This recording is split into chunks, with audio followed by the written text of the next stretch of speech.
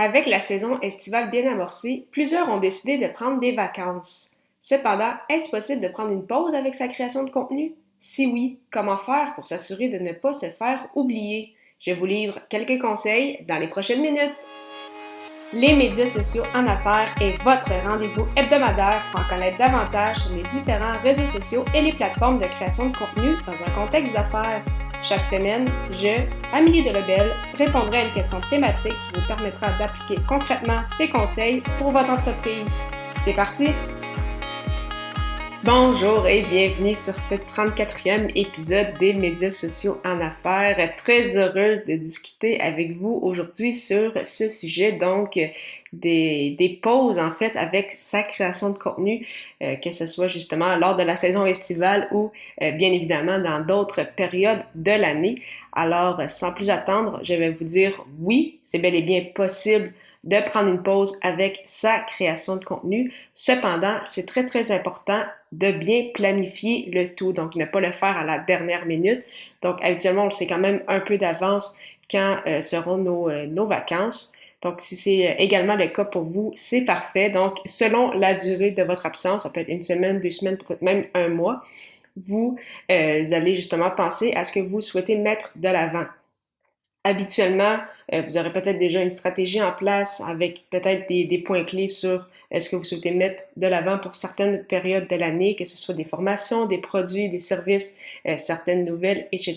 Donc, bien évidemment, vous allez vous servir de cette information-là un peu à l'avance pour justement enregistrer votre contenu.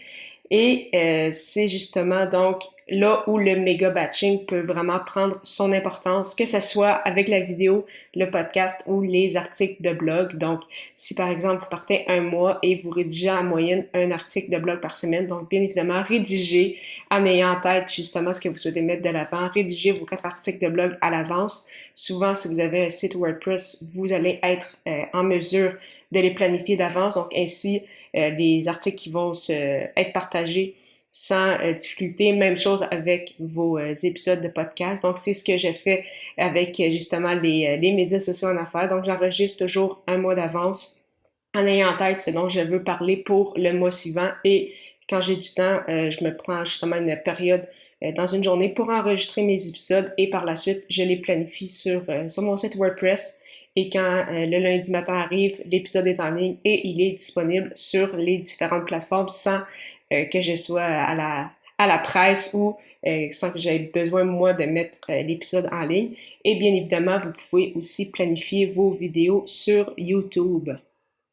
Une fois que votre contenu est planifié, donc que ce soit par le biais de la vidéo, du blog ou du podcast, vous pouvez aussi bien sûr planifier vos publications sur les réseaux sociaux. Donc, à ce niveau, plusieurs options sont vraiment utiles.